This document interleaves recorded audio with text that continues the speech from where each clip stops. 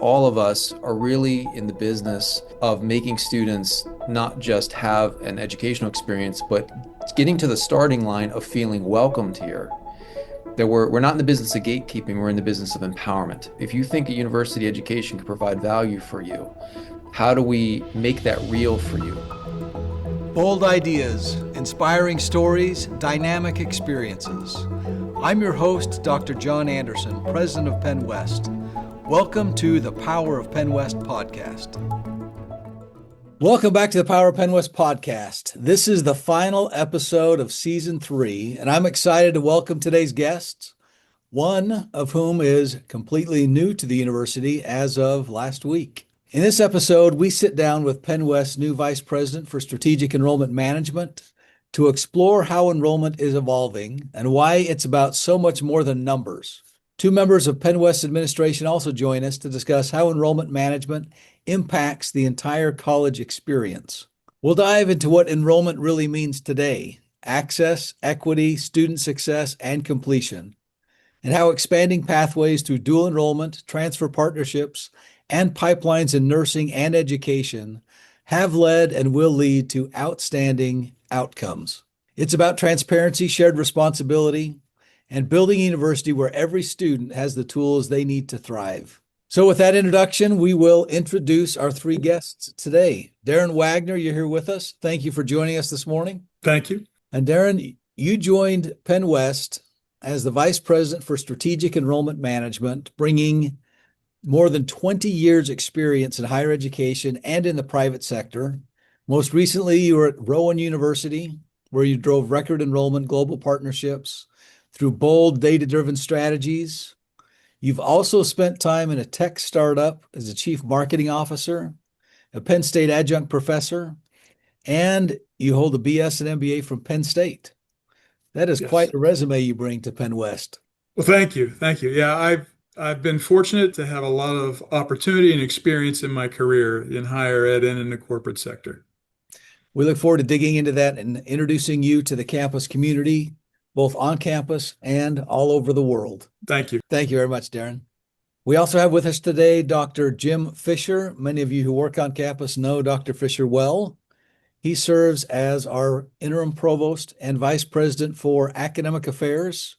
He also has more than 2 decades as a professor of politics and legal studies on the Edinburgh campus. He's held leadership roles, including department chair, associate provost, interim dean. He is a graduate of the Edinburgh campus and then went on to earn a PhD in political science from Wisconsin-Madison and a JD from William and Mary. And with that, Jim, you bring a deep commitment to ensuring academic excellence at PennWest. Thank you for joining us today.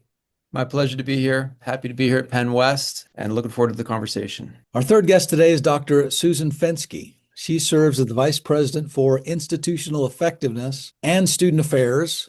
She leads efforts in assessment, accreditation, compliance, and retention while fostering exceptional student experiences.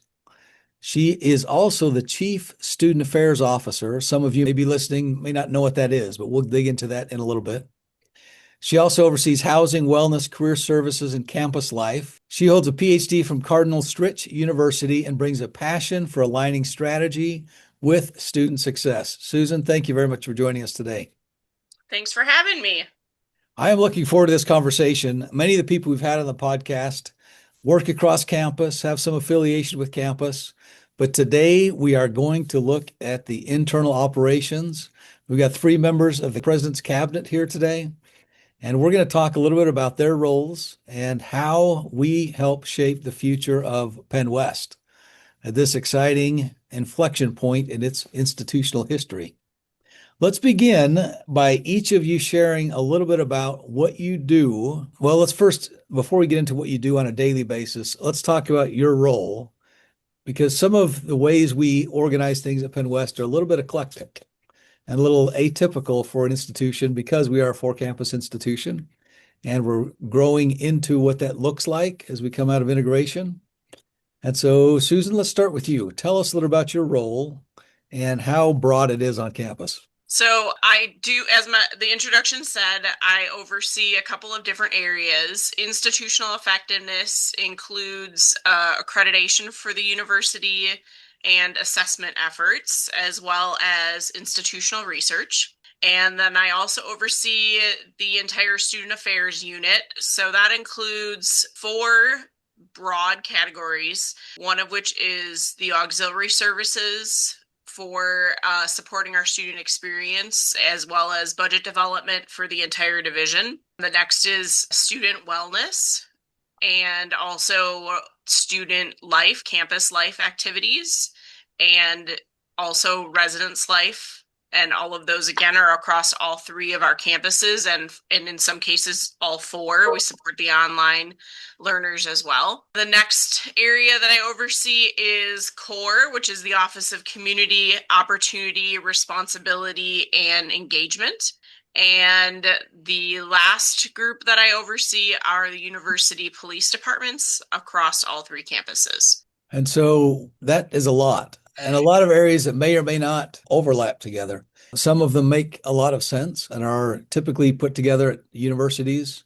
But you've got areas, institutional effectiveness doesn't always go with student affairs. How have those two roles complemented each other? I think the great thing about how we are structured is that all things point to the student experience.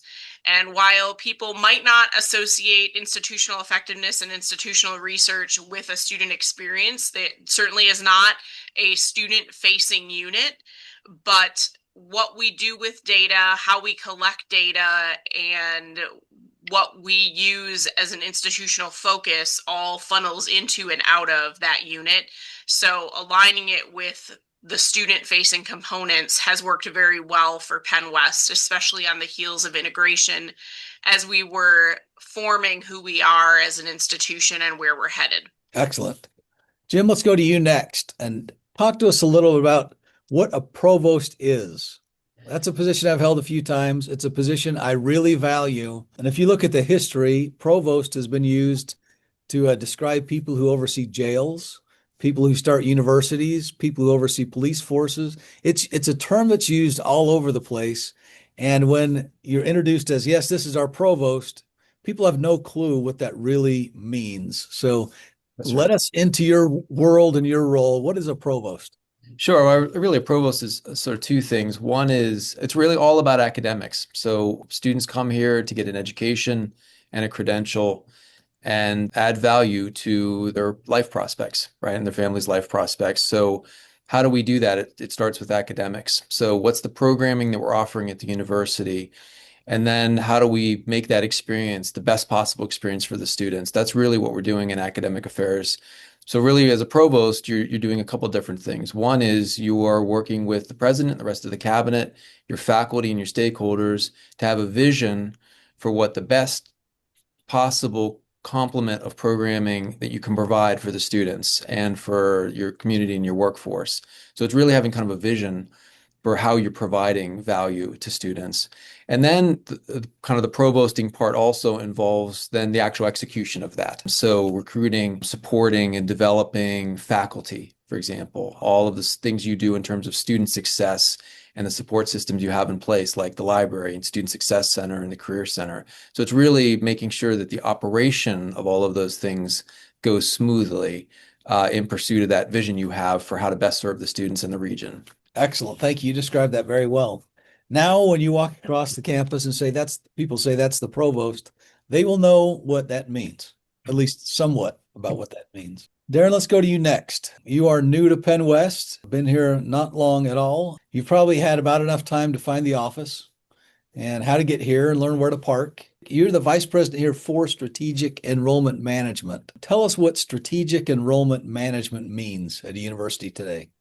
From my perspective, it encompasses several different areas. It's obviously recruitment, there's an element of retention, admissions, operations, and financial aid, but it's the nexus of all those elements to provide awareness in the marketplace of the institution, a good quality experience for students, provide access and affordability, a good student experience, and then ultimately, in working with the cabinet, outcomes for students as well. So what we look at, and I touched on a couple of these things, but our recruitment opportunities as far as community engagement here locally, outside the state and beyond, and then our admissions processes where we're bringing students in, helping counsel them as to what the appropriate programs are, and ultimately getting them enrolled and yielding those students. And then there's the financial aid aspect as well, which is very important in today's marketplace and for today's students as things are constantly changing, helping to ensure affordability and access for students. Then beyond that, I think there's some backroom elements as well when we talk about our operations, which is also under my purview. We talk about our CRM system and elements of what we're doing with our student information. All of this works together in a strategic manner to ensure enrollments, experience, access, and affordability for students. Thanks, Darren. Let's dig in a little bit to strategic enrollment management, but before we do that, let's talk about what a university is. Clearly, we've got three members of cabinet here. We also have other people of cabinet whom aren't here. We won't get a chance to talk to them today. We talk about the other areas overseeing marketing and communications, our alumni offices, advancement, athletics, the business and finance area. Those are equally critically important. Today, we're just focusing on these three. But we often talk about what a university is. If you look back to the history of those Latin words that describe universities, they're often described as a number of persons associated into one body. And I don't think it's by mistake the university includes the general idea of a universe. We pull these areas together, and as Susan and Jim and Darren describe their areas, they really are sounding somewhat like they're isolated. Jim's got his area, Darren's got his area, and Susan's got her area, but there is no way that we could function as a healthy university if we functioned in silos. This idea of a neural network is so critically important. So before we jump into SEM, let's talk a little bit about how your divisions work together. Because a student will show up on campus, they'll register for classes, they'll show up in class, they're also living in a residence hall. They're also regularly receiving communications about enrollment and retention and making sure they've got the right connections to different parts of campus. They're also working with professors, and they have no clue that those are in different divisions. So, Jim, let's start with you a little bit. How do the vice presidents work together to ensure we're not working in isolation or having siloed thinking? Sure. So I think a couple different things. I think about the value of SEM and student affairs for academic affairs. With SEM, it's like that cliche, if a tree falls in the forest and nobody's around to hear it, did it make a sound? Our academic programming is functionally irrelevant to students and families unless people know that we have those programs, what they are, what kind of value added they bring, and what kind of careers that they can produce. So if we don't provide a Darren's area good information, and we're not working very closely together to help people understand the existence and the value of the programming we're doing, we might as well not be offering the programming at all. We're not doing that. So that's a one key area. I think another key area is that all of us are really in the business of making students not just have an educational experience, but getting to the starting line of feeling welcomed here. That we're not in the business of gatekeeping, we're in the business of empowerment. If you think a university education can provide value for you, how do we make that real for you? Sort of culturally, that you belong and you're welcomed here, and then structurally, that we make it clear that all of our processes are designed to make you feel like we are empowering you, and we are in fact empowering you. And so when students come to campus, we onboard them essentially. We're sort of helping them understand what it means to be at a university, make that as welcoming as possible and as easy a process as possible. And we do that with admissions and SEM. We do that with student affairs. We all have to work together to kind of take the students at any stage from the moment they're admitted and they put in their deposit all the way through to graduation. We're all playing complementary roles to make sure that students feel welcomed, they feel like they belong, they're having good extracurricular experiences in addition to their curricular experiences, And we're making sure that there are no gaps that the students are falling into. So, for example, students living in the dorms might be having a personal issue that's affecting their academics, and the ability of the folks in my area and Susan's area to share information and collaborate to make sure that that student's okay. That's really critical to student well-being, and then that leads to academic success. So we really can't do our job in academic affairs without really close relationship with what Darren's area does and what Susan's area does. Excellent. Thanks, Jim. Susan, let's go to you next. Talk to us for someone who has not been on a president's cabinet, who may be working in student affairs, working in academic affairs, working somewhere in an organization, or looking from the outside, wondering how a university works. Talk us through the structured part of that. What kind of meetings do we have that integrate the different areas? What kind of conversations happen outside of those meetings? What kind of data sharing do we do to make sure that people aren't working in isolation? Yeah, that's a great question. Probably could take a whole podcast to break that down in some excellent diagrams and flowcharts for everyone. We have put a lot of those pieces in place as PennWest through the integration process. And actually, now that we're a couple of years out, we're at the point where we are refining those processes as the organization continues to grow. We have some standing meetings that happen among the vice presidents and including other key stakeholders, and some of those are on a weekly basis or a bi-weekly basis. And we also, most importantly, have standing meetings with our student leaders, because we can't do this without their partnership. And we do meet with them regularly, with some groups on a monthly basis. The student governments meet on a weekly basis, and we have members of cabinet and the campus leadership teams who engage with them. We continue, as I said, to evolve as an organization, and it takes us listening to each other and listening to the students in order to make that happen, and having some of those key connection points, because everyone is obviously very busy. Everyone, and that includes the students, everyone's time is very scheduled out. And for us to be able to hit that pause button and have those regular meetings has given us a regular cadence and platform to exchange some of the highs, some of the challenges, and to be able to continue to refine our work as we move forward. And having those connection points not only gives us the opportunity to review the work that's happening, but also do some brainstorming and think about next steps that we need to engage in, whether it's in those smaller subgroups or it's a priority that's bubbling up through several of the divisions, and the vice presidents are able to see the overlap in those areas, and then we can make that work a priority as well. Excellent. Thank you. That's a very good, simple overview of a very complex topic.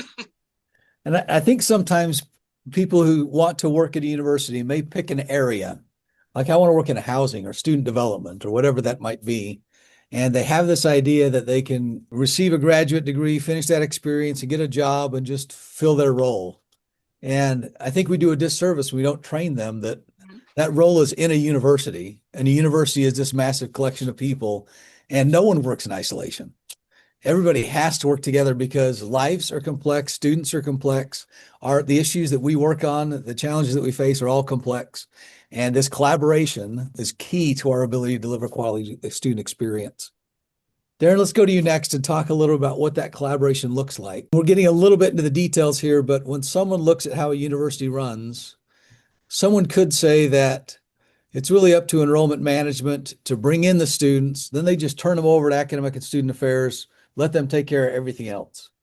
But in today's world, it can't operate that way. And that's certainly not how we operate here at PennWest, because every moment that you're talking to a new student, you're describing to them an experience that they're going to have when they're on campus. And our recruiters, everybody in that division has to understand the experience, be co-creators in that experience. And so when they're describing it, it's a seamless conversation that transitions and spans across all areas. So talk to us a little bit about strategic enrollment management and how you decided to make this your career. Well, I think it's interesting, something you said at the opening part of this segment about how the students don't know that we are several different divisions. And that is our task. That is our job. The students should not know how the sausage is made. The students should, not that we don't want to be transparent, but it shouldn't be a movement from division to one support area to another. Along with that, we talk in recruitment about recruitment is everybody's job in the institution. It's along the lines of marketing. If a student comes to visit the campus, everything they're seeing from the grounds to the faculty, to the other students, to the interactions they have throughout the course of the day, all impact their decision on where they want to go and where they'll feel comfortable going. So we look at recruitment as a responsibility of everybody as they're a part of the institution. Now, as far as my interest in strategic enrollment management, my career started out as a brand manager in consumer packaged goods, which was kind of the hub of the division. And I've always enjoyed business process, analytics, elements of sales and marketing. And strategic enrollment management has all of those aspects in it. We don't refer to it as sales, but we're going out and we're recruiting students, which is very important to the institution. Within that, there's recruitment marketing, and we work very closely with the marketing vice president in that division as well. But we're out sharing a message of the unique value proposition of the institution and the opportunities that students would have. Along with that, there's budget management, the best and strategic use of the resources that we have from a human capital standpoint, from systems, as well as I mentioned earlier, budget. So the nexus of all these things is tremendously interesting to me, and trying to figure out how to keep all this working in an efficient and effective, highly effective manner is really what draws me to this type of role. That's excellent. Thank you. Talk a little bit about what the word strategic means when we talk about enrollment management. Enrollment management for people can mean all the processes and systems that take someone from being a non-student to being a student. And when you dig into what those mean, there are a lot of processes, from receiving transcripts, test scores if they're required, reviewing essays, meeting with potential professors or directors of programs. There are so many steps to make sure that a student is a valid student. They're prepared, they enter. That's the enrollment management piece. But how do we make that strategic at PennWest? What are the next steps we need to do to talk about the strategy behind enrollment management? I think strategy is something that is very important for us because we have limited resources. If we had all the resources that we would ever want, then we could do every initiative, every activity, staff the way we want. But we're in a time of limited resources. And it's very important to use those resources efficiently and effectively. And that's a lot of where, not exclusively where, but a lot of where the strategy comes in. What markets do we go into? What do we pursue? What sort of opportunities are we seeing in the marketplace that I want to work with the provost on developing? And so this is all part of a feedback loop, strategic development of not just the institution, the staff, and looking about how to get the most return on our resources. And so it goes everywhere from operations to the systems that we employ, to our CRM, to, again, where advisors and counselors spend their time, and where we spend limited budget in hopes of generating more student awareness, more student engagement, obviously student applications and yield. So it's a very broad term strategy, and it's broadly used within SEM as well. But it's really about doing the most that we possibly can with the resources that we have, and how we interact, as you've referenced earlier, across the cabinet and with other divisions to make sure that we're ensuring a good student experience and a good return for those students as well. Very good. Let's talk just a little bit about the enrollment management process. If we can dig a little farther into that division so people understand how it actually flows. So, and let's use an undergraduate student as an example. And so in your area, you've got recruiters who are focusing on markets. And when we say market, it's a group of potential students that exist out somewhere. So an undergraduate, a typical undergraduate is probably a sophomore, junior, senior in high school who's wondering what PennWest is. They may have seen from Kelly's area communications and marketing some broad PennWest marketing, getting the name out there. They may have talked to some people in specific programs, some alumni who have graduated from this or that program at one of our campuses. And then your area right there in the middle reaches out to them and they make a contact with a potential student. What happens from that first contact to the time they're enrolled in the student? Can you just talk us through that enrollment cycle? Sure. And that contact may take place as early as their sophomore year in some cases. And so we try to engage students early so that we're in their evoke set. When they're thinking about where I want to go, we want them to know everything they need to know about PennWest to make that decision.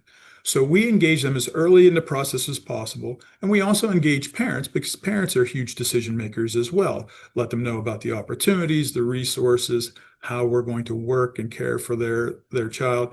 And as we move forward, we ultimately get an application or an inquiry, which we follow up and we hope to convert into an application. And from there, a lot of the heavy lift starts. It may be engaging with the academic side so that a student can engage faculty to get an idea of what they can expect in their program, what potential outcomes are. A lot of the systems that I've referenced before go into play where we're communicating on a different level, at a different cadence, talking about what's required, whether it's transcripts, helping them understand their transcripts, engaging them with financial aid to understand if they have a financial aid package, help them with their FAFSA, help them look at their federal financial aid, and then any sort of scholarships that we have. And then ultimately hoping to get the deposit and the yield. And then there's a further handoff into student support, student services for orientation and all the different services and elements that they need to set up. So it's that whole process is a bit of a matrix with other individuals on the cabinet, their divisions, and support to ensure the students are making the best decision possible, that they're comfortable, and they and their parents are comfortable with their decision, and ultimately have a good onboarding experience here, which helps us with retention. And one of the things I like to say is when students have a good experience, nothing draws a crowd like a crowd. And we do very well there. When students come here, they have a fantastic experience. They tell friends, they tell relatives, they tell people on the street. They have a great sense of pride in their institution. And that all starts at first engagement. We're building that all the way through. And hopefully that really creates a flywheel for us, which will grow enrollments, grow engagement, and ultimately grow student outcomes as well. I hope that answered your question. Oh, absolutely, it did. Just you talked us through that process. Let's the four of us dig a little bit into markets for just a minute, because every one of those students we recruit is part of, in our framework, a market. We've got markets we're trying to reach, including the one we just talked about, the undergraduate student who's going through high school, deciding whether or not they want to go to a university, and if so, which one. We've got a separate market, which is the graduate student market. And that is wide open to any person who's working professionally in most cases. They may be a recent graduate, but they want to enter a profession for which they need an advanced credential. We've got more than 30 master's degrees that someone could use to pursue that next credential. We've got specialist degrees. We got 4 doctoral programs. We got lots of pathways. So that's kind of a second market. There's a third market that is the student who started at a university at some point and then stopped. It's the adult non-completer. Estimates suggest there's more than 1 million of those in the state of Pennsylvania. Let's go with Jim for just a minute. From the academic perspective, just broadly, what kinds of programs do we have that reach each of those markets? So obviously with the traditional undergraduate students, your 17 or 18-year-old coming out of high school, we have a fairly comprehensive range of undergraduate programs across all different areas. And so everything you would expect, and also our traditional strengths that you see at PennWest and public regionals, across the Commonwealth. When it comes to graduate students, we are really focusing on what you would call working masters or working doctorates, right? So these are credentials that most often lead to some sort of licensure and a profession. So art therapy, counseling, social work, library and information science, additional credentials for education, superintendent's eligibility, all those kind of things. So really very practical and straightforward. And people come into those degrees really knowing what they want to do. So the way in which we serve them best is thinking about good affordable price point, time to completion, clarity of the requirements, and also the ease of transitioning into the programs with their busy lives. So most of our graduate programs, almost all of them, are either fully online or they're low residency programs, right? So it's really allowing us to reach students not just locally, but also nationally. We have a low residency, for example, master's in speech language pathology. We have students from the state of California, from Hawaii, from Oregon, from all across the country because of the ability of the students to basically manage their current lives wherever they are in the country, and also work with us. And then students that want to come back, they have some credits but have not had a degree. Really, the question is making sure that we honor the work that they've already done. They've put in a lot of effort, but they don't have a degree yet. And how do we harmonize that with a degree so we can sort of bring those credits in and make the best use of them possible in fitting into a degree that's going to work for them, whether that's advancing within their current job or making some kind of career switch. One of the ways in which we facilitate that, certainly we welcome those students to come to our 3 physical campuses. We also have a number of fully online undergraduate programs in a range of different areas, including an interdisciplinary studies degree, which is kind of the most flexible, so we can take a person's credits and kind of create kind of a specialized degree program just for them. But we also do a really good job of taking those place-bound students, again, students who may have some credits, but they're working full-time, and they can't have a traditional student experience. Our fully online programming really tries to accommodate them. I'd also say there's one more group, I think, which is that people who don't necessarily have a lot of academic credits, but they've engaged in a lot of practical real world experience. So for example, someone who's been in the military and was an MP and have a significant amount of training that looks like classroom kind of training, but not exactly. We have a process at PennWest called prior learning assessment. So if somebody comes out into the university and says, look, I have a few transfer credits, but I also did this job and took these kind of trainings, we have a process by which we go through and we transform those into academic credits. So it honors that work that they've put in, but also gives them a little bit of a leg up in terms of getting closer to a degree. So we have a number of different ways in which we work with people who have engaged in forms of technical training and life experience and make sure that we help transform that to a different degree path. Excellent. Thank you very much, Jim. Susan, talk to us about the student support piece. We've got all kinds of students. It would be not easy, but simple if all we served were residential students in residence halls, walking to class, eating in the cafeteria. But we have at PennWest a huge universe of different student types. How does your area make sure we're providing student services to the online 50-year-old who's getting an MBA, and also to the 17-year-old dual enrollment student who's transitioning to become a freshman? Yeah, that's a great question. One of the hallmarks of PennWest is that we meet our students where they are.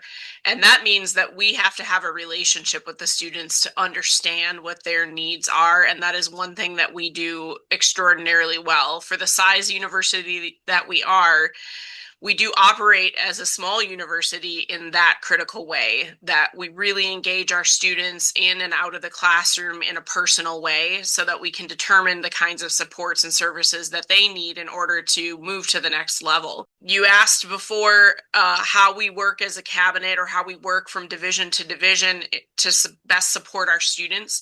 One of the most critical ways that we do that in every facet of the organization is through the behavioral intervention processes that we have in place. It truly takes any individual who has contact with any student in any way, reporting to the right team and raising a flag when appropriate, or just making a concern known. And as I said, that happens in the classroom. It happens out of the classroom, the residence halls, on the athletic field, in the dining commons, through the admissions process. Every person who works for PennWest has an opportunity to connect with a student and not only support the students through all of the great positive things, but as I said, raise those concerns so that we can get the students connected to the right supports and we can help them to be successful and get through their goals here at PennWest. So that is probably the most crucial thing that any institution of higher education does. That's our responsibility. We tell the students that we're here to support them in the admission process when we're selling PennWest. But I truly believe that most of us here at PennWest get out of bed in the morning to do that. That is our mission as an institution. But professionally, PennWest, the professionals at the institution truly feel that and truly practice that. Excellent. Thank you. I couldn't agree more. And it's interesting to hear the three of you talk. If those listening are familiar with Venn diagrams, some would like to put student affairs, institutional effectiveness, academic affairs, enrollment management, the other areas on campus in separate circles. But I think you've described well how at PennWest, the shared space in that Venn diagram is huge, even much more than the individual areas that people oversee. And it does take a universe ideas, a universe of people, a universe of initiatives to make sure that students are prepared and successful and ready to move on. Two questions before we wrap up. Darren, can you just talk a little bit about what people call the demographic cliff that we're all going to fall off of or have fallen off of? And then I'd like a follow-up question to each of you, but go ahead, Darren. Well, the demographic cliff really refers to a drop in college age population coming out of the housing market crash in 2008. There were less people having families, smaller families. And so coming through the pipeline, if you will, of college age students, the numbers are reducing. Depends on your region, but 5 to 15%, depending on where you are. In some of the rural areas were hit a little harder, again, with different migration as well. But basically, the concept is that there's less college age students coming into what we've referred to as the market. And so back to your strategy question, we try to figure out how to get increasingly larger shares of certain segments and markets to offset that declining overall population. Excellent. Thank you. So those of you listening in have had the chance to see a little bit into the inner workings of how areas and divisions across PennWest work closely together to ensure that we provide the optimal experience for students. But the three of you not only are serious working professionals, you're also real people and real humans. So before we wrap up, give us a little insight into who is Darren Wagner outside of a work environment. What do you like to do for fun? Sure. Darren, outside of work, is a father first. Two boys, 11 and 16. An outdoorsman from the standpoint of loves to be out hiking, biking, and just engaging. And a huge fan of travel, domestic and international. Much like what we try to do here and bring in different perspectives into the university so students have a fuller experience, not just bringing people from Western PA, but from outside the state, maybe outside the country, outside the region. I like to go and explore as well and gain as much engagement, experience as I can. And I like to take, as I mentioned, my boys with me when I do that. Excellent. Next, who is Jim Fisher outside of work? I'm going to try very hard not to make this sound terribly boring, but like Darren, I'm a father and have two daughters. One's in college and one is out in the world right now, which makes me very happy. And my spare time, I'm a political analyst by trade, so I'm a political junkie. So I love reading and thinking about politics. But also with my wife, who's my best friend, we love going to museums, traveling to cities, eating good food, and also doing puzzles. We both love crossword puzzles and all sorts of things that are like mind teasers. So my mind kind of spins all the time. So I try and keep it busy by thinking about puzzles and things like that. So again, pretty boring, but happy to be doing what I'm doing. Well, boring is really pretty relative. You'll find a lot of fun doing things that others would find incredibly boring. So thank you. And Yep. Susan, tell us who Susan Fensky is outside of work. Much like Darren and JD, I am a parent first and foremost. I have two daughters, one in college, one in high school, and spend a lot of time with family. They are both very active, and my husband and I enjoy supporting them in their hobbies and athletics. And beyond that, I'm kind of able to marry many parts of my world together in my interest in photography. I spend most of my time working, and if I am not working, you will probably see me with a camera in front of my face. And I most often enjoy taking sports photos. So I do that for the local high schools. And I've started following some of the university teams around and have picked up quite a following on my photography Instagram account. So a lot of high school and college athletes following me, and it's just been a fun hobby, and always share those photos with the university, and some of those photos are out on the website and social media, and it's just been a really fun way for me to support the students and to help to tell the PennWest story in a very unique and visual way. Excellent. Well, this has been so fun I get a chance to talk to the three of you, usually multiple times every day. But it's fun for our campus community to get to know a little more about you, how we work together as a group, and about you personally, and some interest that you might have. So thank you to the three of you for joining us today on the Power of PennWest podcast. I enjoyed the conversation. Thank you. Thanks.